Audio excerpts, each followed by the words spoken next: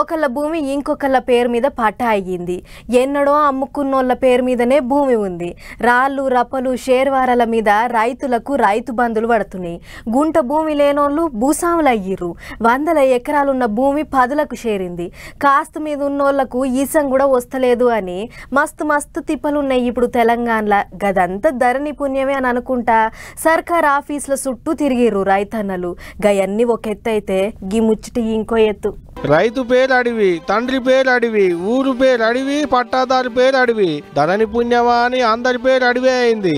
ఆఖరికి మండలం పేరు జిల్లా పేరు కూడా అడివి అని పెట్టకపోయిలా అనుకుంటా సెక్రటేరియట్ ముంగడ ధర్నాకొచ్చిరు మహిబాద్ జిల్లా రైతులు.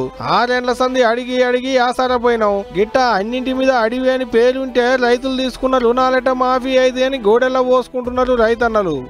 రైతు పేరు అడివి, పట్టాదారు నేమ్ అడివి, ఫాదర్ నేమ్ అడివి. ఎంజాయ్మెంట్ లిస్ట్ ఉండగా రైతు పేరు అడిగే అధికారులకు, రెవెన్యూ అధికారులకు చేతులు ఎట్లా వచ్చింది? వాళ్ళు ఏమన్నా మా పన్నుల ద్వారా జీతాలు తీసుకుంటేనా? నవీన్ మిట్టల్ గారు, మేము మీ దగ్గరికి 2 సార్లు చేసినాం, మీ దగ్గర రిప్రజెంటేషన్ ఇచ్చినాం. 100 సార్లు మేము మిమ్మల్ని కలిస్తే మా గోడు వినిపిస్తలేదా? 6 ఏళ్ల నుంచి చుట్టుపక్కల గ్రామాలకు అందరికీ రైతు బంధు వస్తుంది, చనిపోయిన రైతులకు రైతు బీమా వస్తుంది. ఇప్పుడు పట్టాదారు రుణమాఫీ అంటారు రాష్ట్ర ప్రభుత్వం.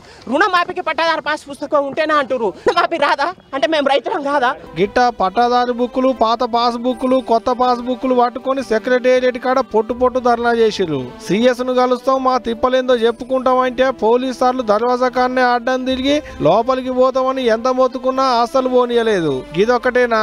రికార్డుల మీద భూమి తక్కువ చూపిస్తుందని, సర్వే నెంబర్లు తప్పు పడ్డాయని, మా భూమి ఇంకొకరి పేరు మీద పట్టా అయిందని శితం దరఖాస్తులు పెట్టుకున్నారు ఇండొద్దులు రైతులు. ఎంఆర్ఓ ఆఫీసుకు పోతే ఆర్టీఓ ఆఫీస్ అనేది, ఆడికి పోతే కలెక్టర్ ఆఫీస్ కు పోవాలని, ఏడికి పోవాలనో ఎవరిని అడగాలనో తెలవక చక్కగా సీఎం సార్ని అడుగుతామని ఇగో ఇట్ట పట్నం బాట బట్టిలు రైతన్నలు. ఇక ఇదిట్టుంటే ఇటు ధరణి పోర్టల్ ని బంగాళాఖాతం లేస్తాం, భూమాత పోర్టల్ తెస్తాం. ఇక ఇటువంటి తిప్పలేం ఉండదని కొత్త సర్కారులు చెప్పిరు గాని ఇంతవరకు ఉలుకు లేదు పలుకు లేదు. అత్తాపత్త లేకుండా ఏటు దాటైపోయింది. ఏదైతే గానీ ధరణి చేయంగా రైతులకు చిన్న తిప్పలు అయితే లేదు పోండి. మరి దాన్ని ధరణి పోర్టల్ అనాల్లో సమస్యల పుట్టనాల్లో అసలు తెలుస్తలేదు. చూడాలే ధరణితో ఉన్న తిప్పలు ఎప్పుడు తీరుతాయి ఏంది అనేటిదిగా.